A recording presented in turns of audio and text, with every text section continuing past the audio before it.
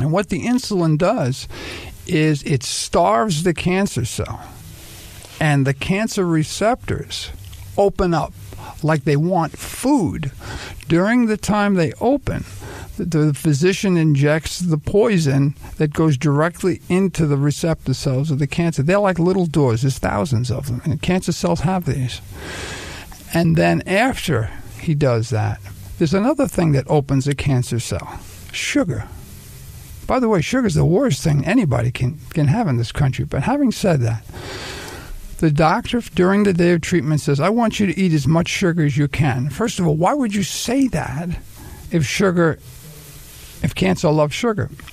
You already have the medicine in your body.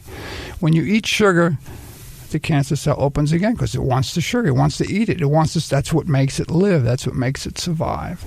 The medicine goes deeper into the cell and kills the cancer, but not by using 100% of what most oncologists would use. We're talking about maybe 10 to 20, 25%, so that you don't have the nausea that you would normally have.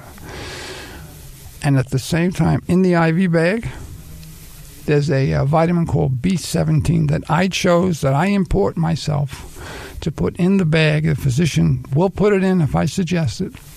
There's a lot of research on that. Years ago, they used to call it Laetrile, or amygdalina, or amygdalin. You can get it from apricot seeds. There's a lot of information on the internet if you want to look it up. As well as vitamin C.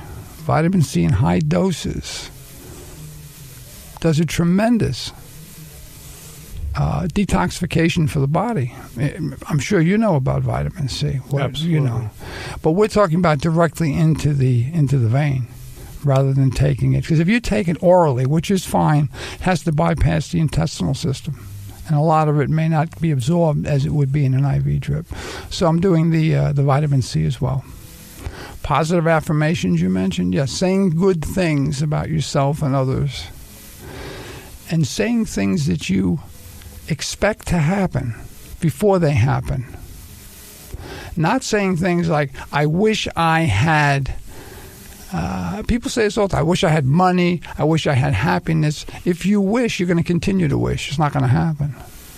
But if you claim it as if it already happened, I have money. I have happiness. Even if it's not true right now, you're opening the door for it to be attracted into your life.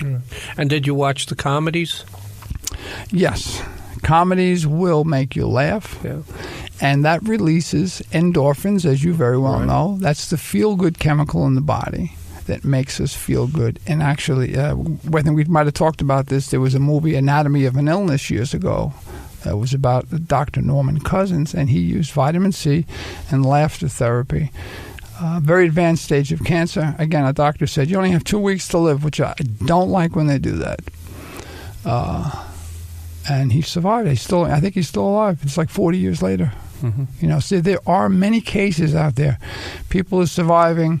And I have to say, you got to stay away from the foods that we've been eating. The foods are loaded with chemicals. Right now, I'm eating no sugar, mostly greens, and the carbs are very low. You do not want to feed this beast. And it's a beast. Cancer's a beast. It wants to take you over. So you don't want to give it the opportunity to do that.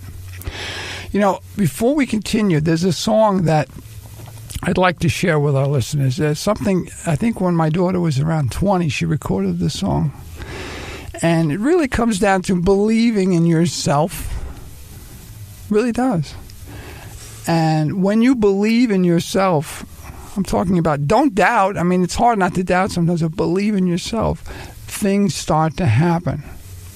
And here's the song that affected me years ago. Here's a song called Because We Believe. Here's Samantha Carlson singing it many years ago when she first started her career. It starts in Italian, but then you'll hear the English version of it coming forward. Let's hear it.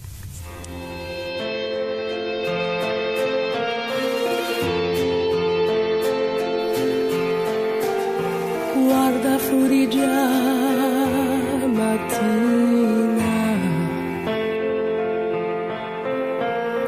Questo è un giorno che